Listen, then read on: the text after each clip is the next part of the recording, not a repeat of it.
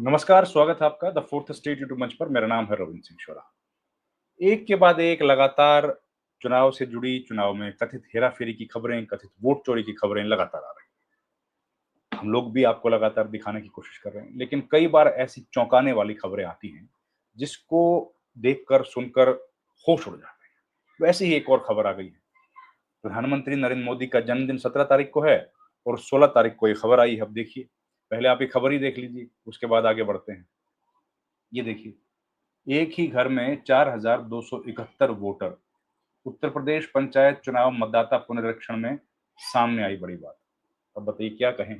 ये दूसरा अखबार कौन सा? हिंदुस्तान, देश का जाना-माना प्रतिष्ठित अखबार, दूसरा अखबार।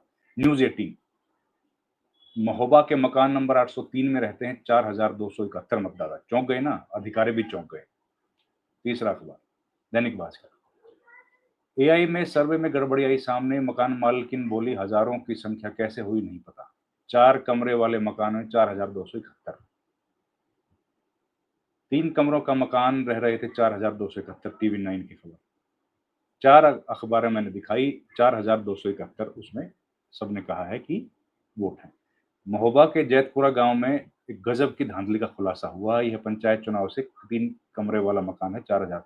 अब पहले तो बता दूं महोबा है कहाँ? ये खबर आपने देख ली। महोबा उत्तर प्रदेश में है।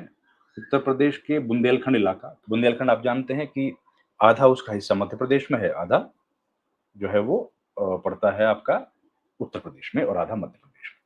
तो झांसी, बबीना, महोबा, चित्रकूट, भिंड, मुरैना, ग्वालियर, ये है आपका हिस्सा जिसको बोला जाता है बुंदेलखंड। ओरछा, ये सब इलाका बुंदेलखंड का है। और बुंदेलखंड बहुत पिछड़े इलाकों में से केबीके जिसको बोला जाता है ना, उड़ीसा में केबीके जो है, क्योंझर, बोलंगीर, वो जो इलाका है, कालाहांडी, वो उतना ही गरीब इलाका माना, उसके बाद नंबर 2 पर ये गरीब इलाका माना जाता है देश में। उसमें महोबा है, कालपी। जब हम लोग कल कानपुर से निकल कर जाते हैं झांसी की तरफ तो ये पूरा इलाका आता है। चित्रकूट तो बहुत ऐतिहासिक महत्व है। हमारा धार्मिक पुराणों में भी ज़िक्र है, भगवान श्री राम वहाँ पर गए थे, चित्रकूट में। तो ये खबर है। अब खबर मैं पूरी बताता हूँ। उस इलाके में 4,271 वोट, एक ही इलाके में। झांसी के पास है ये महोबा। अब पूरी खबर सुनिए। धांधली की जो खबर वैसे आई है, ये बहुत चौंकाने वाली है। और ये कब आई है देखिए, हैरानी की बात है कि प्रधानमंत्री नरेंद्र मोदी के जन्मदिन से 1 दिन पहले आई। ये पंचायत चुनाव में पहले ऐसी धांधली देखने को मिली जिसे जानकर खुद चुनाव आयोग के अधिकारियों के भी होश फाख्ता हो गए, होश उड़ गए। एक घर में 4,271 मतदाताओं का रजिस्ट्रेशन पाया गया है, जो कि अपने आप में बेहद अचंभित करने वाला है। हैरानी की बात है कि इस गांव के कुल मतदाताओं की संख्या 16,000 है। 4,271 वोटर वाले फर्जीवाड़े का खुलासा राज्य निर्वाचन आयोग द्वारा आर्टिफिशियल इंटेलिजेंस से कराए जा रहे सर्वे में हुआ है। महोबा का जैतपुर गांव है, वहां एआई ने इस गांव में एक वोटर समूह को चिन्हित किया, जिसमें कुल 4,271 वोटर हैं। इन सभी वोटर्स का पता एक 3 कमरों के मकान का बताया गया है। आयोग के अधिकारियों ने इसकी सच्चाई का पता लगाने के लिए बीएलओ के मौके पर भेजा। मकान मालिक को जानकारी दी गई तो वह हैरान हो गई। बताया कि उन्हें खुद नहीं पता कि इतने सारे वोट उनके पते पर कैसे बने। अब इसको देखकर हम लोग क्या कहें कि भाई चुनाव में गड़बड़ी होती है, नहीं होती है? आप खुद ही ये फैसला कर लीजिए। एक ही घर से चुना जा सकते हैं बीडीसी मेंबर, सही बात है। जब 4,271 वोट किसी के घर में होंगे तो बीडीसी मेंबर वहां से चुन सकते हैं। साथ ही बड़ी बात यह है कि सभी वोट प्रधानी के चुनाव में जिस प्रत्याशी को पड़ जाएंगे उसकी जीत तो लगभग तय है। यही नहीं, गांव में इन्हीं वोटों की बदौलत 2 ग्राम पंचायत सदस्य, तो ब्लॉक पंचायत सदस्य का चुनाव भी हो सकता है। हालांकि अब घर के वास्तविक वोटों के चिन्हित करने के बजाय निर्वाचन आयोग ने बाकी वोटों को फर्जी करार देते हुए उन्हें रद्द करने की कवायद शुरू कर दी है शुरू। इससे पहले महोबा में भी एक पनवाड़ी के पते पर 243 वोटों को चिन्हित किया गया था। अब आपने प्रक्रिया तो शुरू कर दी है, लेकिन सवाल तो ये उठता है ना कि भाई ये है सच है कि झूठ है? आखिर अगर महोबा में हो सकता है तो बाकी जगह क्यों नहीं? और इसमें इलेक्शन कमीशन को क्या दिक्कत है ये बात मानने में कि इस तरह की गड़बड़ियां हुई हैं? और जो पकड़ी गई हैं तो इसके पहले कई सारी ऐसी गड़बड़ियां भी होंगी जो नहीं पकड़ी गई हैं। और इससे हम लोग ये भी अंदाजा लगा सकते हैं कि अभी जो हाल में लोकसभा चुनाव हुआ है, क्या उस चुनाव में भी इन वोटर्स ने वोट डाला? ये भी तो सवाल है। अब पंचायत चुनाव वहाँ पर होने वाले हैं, आप जानते ही हैं। तो ये काम कौन करता है? ये करता है राज्य निर्वाचन आयोग। लोकसभा और विधानसभा के चुनाव करता है केंद्रीय चुनाव आयोग, और पंचायत के चुनाव करता है राज्य निर्वाचन आयोग। तो जो त्रिस्तरीय पंचायत चुनाव होते हैं, आप जानते हैं, पंचायत, ग्राम पंचायत, फिर ब्लॉक लेवल की पंचायत, ब्लॉक पंचायत, और फिर जिला पंचायत। उसके लिए ये पुनरीक्षण का काम चल रहा है, 20 सितंबर तक चलेगा। इस कार्यक्रम के तहत आयोग ने एआई के जरिए बोगस वोट की पहचान शुरू। एआई द्वारा चिन्हित किए गए बोगस, उनमें जो आप जानते ही एआई में एक सॉफ्टवेयर डाला जाता है, उसमें बोगस वोटों के संबंधित एरिया के जो बीएलओ हैं, उनसे जब आएगी रिजल्ट तो उससे सत्यापन कराया जाता है। इस क्रम में महोबा का जैतपुर गांव का जो नंबर, मकान नंबर 803 है, वो भाई सुर्खियों में आ गया है। तो अब ये कहानी है कि भैया अब होगा क्या? अब जब एक गाँव का ये हाल है, एक गाँव में इतना आया और 16,000 वोट हैं हालाँकि उस गाँव में, लेकिन इतने सारे वोट हैं, इतने सारे वोट मिले हैं, तो अब चुनाव आयोग पर सवाल खड़े हों कि ना? इलेक्शन कमीशन ठीक काम कर रहा है कि नहीं कर रहा है? सवाल ये है। अब चुनाव आयोग को आप दोष देंगे कि नहीं देंगे? खैर अब तो पकड़ में आ गए, पर सवाल ये उठता है कि भई पकड़ में तो आ गए, लेकिन क्या इन लोगों ने लोकसभा में वोट डाला? और अगर वोट डाला तो फिर आप बताइए चुनाव की निष्पक्षता पर सवाल खड़ा होगा कि नहीं होगा? कई बार नेता प्रतिपक्ष राहुल गांधी, कांग्रेस पार्टी और विपक्ष के दूसरे नेता भी ये आरोप लगा चुके हैं कि वोटिंग लिस्ट में गड़बड़ है, और उसी गड़बड़ के चलते अब ज़रूरी है कि वोट की सफाई की जाए। दूसरी तरफ राहुल गांधी ये बात बार-बार बोल चुके हैं कि उन्होंने जो एक खुलासा किया था महादेवपुरा का, जो कि बेंगलुरु सेंट्रल की विधानसभा की एक सीट है, माफ़ कीजिए, बेंगलुरु सेंट्रल लोकसभा की एक विधानसभा सीट है।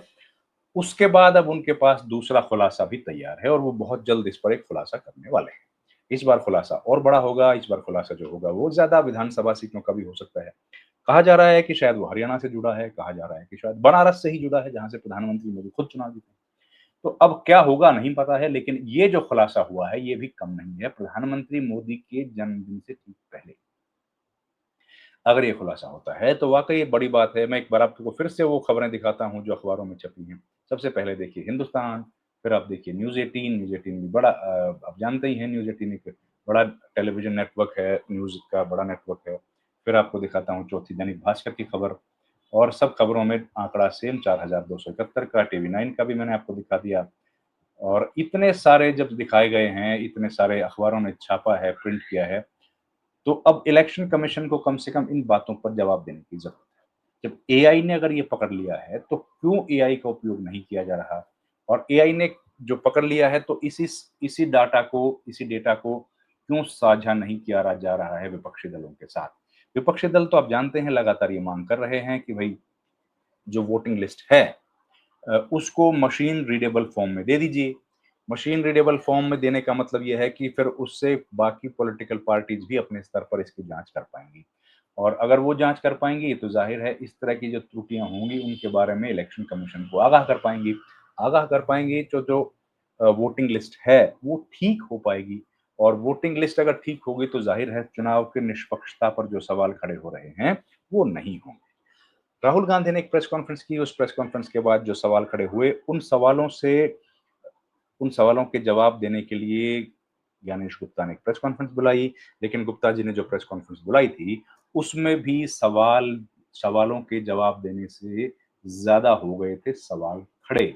और सवाल खड़े होने की वजह से अब पूरा जो इलेक्शन का सिस्टम है, पूरा जो इलेक्शन का प्रोसेस है, उस पर भी एक सवालिया निशान खड़ा हो गया, उसकी साख का सवाल खड़ा हो गया, और साथ ही खड़ा हो गया चुनाव आयोग के इकबाल का प्रश्न भी।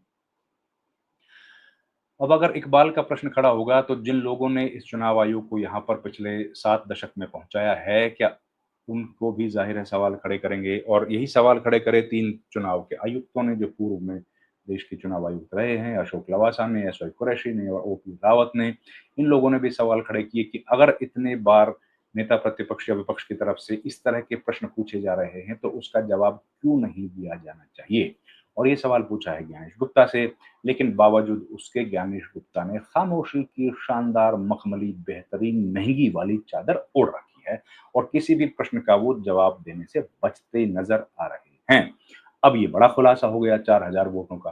अब क्या होगा मालूम नहीं है। अब सवाल ये उठेंगे कि क्या भैया इन लोगों ने लोकसभा चुनाव में वोट डाला था?